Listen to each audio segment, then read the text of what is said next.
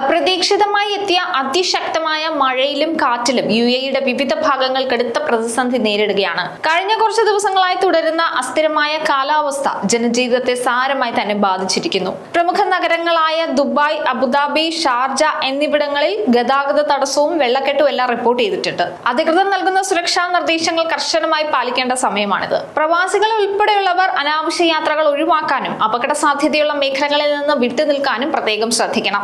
പ്രകൃതിക്ഷോഭത്തിന്റെ ആഘാതം കുറയ്ക്കാൻ സർക്കാരും സുരക്ഷാ സേനയും സജീവമായി തന്നെ രംഗത്തുണ്ട്. എല്ലാവരും ജാഗ്രത കൈവിടാതെ മുൻകരുതലുകൾ സ്വീകരിക്കേണ്ടത് ഈ സമയത്ത് അത്യാവശ്യമാണ്. UAEയിൽ അതീവ ജാഗ്രതാ നിർദ്ദേശം നൽകി കഴിഞ്ഞിരിക്കുന്നു. കഴിഞ്ഞ കുറച്ച് മണിക്കൂറുകളായി UAEയുടെ പല ഭാഗങ്ങളിലും അതിശക്തമായ ഇടിമിന്നലും മഴയും തുടരുകയാണ്. മിക്കയിടങ്ങളിലും വെള്ളം കയറുകയും ഗതാഗതം തടസ്സപ്പെടുകയും എല്ലാം ചെയ്തു. ഇന്നും അതിശക്തമായ കാറ്റിന് സാധ്യത പറയുന്നുണ്ട്. ഇന്നലെ കാറ്റിന്റെ വേഗത മണിക്കൂറിൽ 60 കിലോമീറ്റർ വരെ എത്തിയതോടെ പലയിടങ്ങളിലും മരങ്ങൾ കടപുഴകി വീഴുകയും പരസ്യ ബോർഡുകൾ തകരുകയും ഒക്കെ ചെയ്തിരുന്നു. ഫുജൈറ, അബുദാബി, ദുബായ്, ഷാർജ എന്നിവിടങ്ങളിലാണ് മഴ ഏറ്റവും കൂടുതൽ പെയ്തിരിക്കുന്നത്. പല താഴ്ന്ന പ്രദേശങ്ങളിലും റോഡുകളിൽ വെള്ളം കയറിയ അവസ്ഥയാണ്. ഇത് ജനജീവിതത്തെ വലിയ രീതിയിലാണ് ബാധിച്ചത്. ഷാർജയിലെ മലിഹ റോഡ് ഉൾപ്പെടെയുള്ള പ്രധാന റൂട്ടുകൾ ഇപ്പോൾ അടച്ചിട്ടിരിക്കുകയാണ്.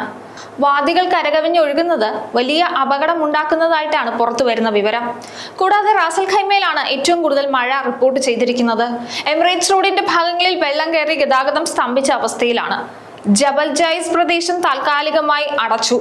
അബുദാബിയിലെ റോഡുകളിൽ വെള്ളം കെട്ടിക്കിടക്കുന്നതിനാൽ അപകടങ്ങൾ ഒഴിവാക്കാൻ പോലീസ് വാഹനങ്ങളുടെ സ്പീഡ് ലിമിറ്റ് 60 കിലോമീറ്ററായി കുറച്ചു. അബുദാബിയിൽ മാത്രമല്ല മറ്റു സ്ഥലങ്ങളിലും വേഗത കുറച്ചിട്ടുണ്ട്. അതേസമയം ദുബായിലും മഴ ശക്തമാവുകയാണ്. റോഡുകളിൽ വെള്ളം കയറിയത് കാരണം ബസ് സർവീസുകളെയും സാരമായി തന്നെ ബാധിച്ചു. കൂടാതെ അത്യാവശ്യമല്ലെങ്കിൽ ആരും തന്നെ പുറത്തിറങ്ങരുത്. കാരണം മഴയുള്ളപ്പോൾ റോഡിൽ കാഴ്ച കുറയും.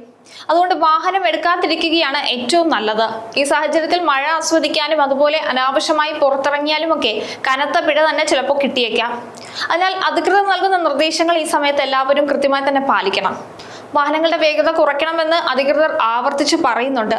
കാരണം റോഡുകൾ നനഞ്ഞിരിക്കുന്നതിനാൽ പെട്ടെന്ന് ബ്രേക്ക് ഇട്ടാൽ വണ്ടി തെന്നിപ്പോകാനുള്ള സാധ്യത കൂടുതലാണ്. സൈലൻസറിൽ വെള്ളം കയറി വണ്ടി ഓഫ് ആയാൽ നിങ്ങൾ അവിടെ കുടുങ്ങി പോകേണ്ട അവസ്ഥ ഒരുപക്ഷെ ഉണ്ടായേക്കാം. അതിനാൽ ഇക്കാര്യം പ്രത്യേകം ശ്രദ്ധിക്കണം. ഇനി ഓടിക്കൊണ്ടിരിക്കുന്ന വാഹനത്തിൽ അനാവശ്യമായി ഹസാർഡ് ലൈറ്റ് ഇടരുത്. അത് പിന്നിൽ വരുന്ന ഡ്രൈവർമാരെ ആശയക്കുഴപ്പത്തിലാക്കും.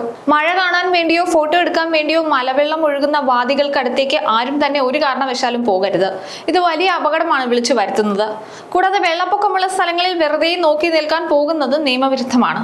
നിയമം ലംഘിച്ചാൽ 1000 ദിർഹം മുതൽ 2000 ദിർഹം വരെ പിഴയും നിങ്ങളുടെ വണ്ടി 60 ദിവസത്തേക്ക് കണ്ടുകെട്ടുകയും ഒക്കെ ചെയ്യും. അപ്പോൾ ഓർക്കുക, നമ്മുടെ ഒരു നിമിഷത്തെ ആവേശം വലിയ നഷ്ടം തന്നെ വരുത്തി വെക്കും. അതിനാൽ എല്ലാ പ്രവാസികളും അധികൃതർ നൽകുന്ന നിർദ്ദേശങ്ങൾ കൃത്യമായി പാലിക്കുക. നമ്മുടെയും മറ്റുള്ളവരുടെയും സുരക്ഷയ്ക്കായി നിയമങ്ങൾ അനുസരിക്കുക എന്നത് ഓരോ പൗരന്റെയും കടമയാണ്.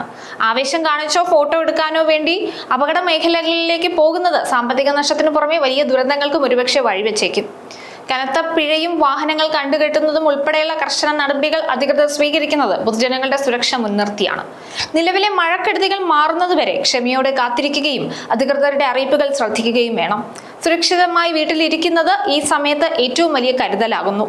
ഒത്തൊരുമയോടുകൂടിയുള്ള മുൻകരുതലുകൾ വഴി നമുക്ക് ഈ പ്രതിസന്ധി മറികടക്കാം.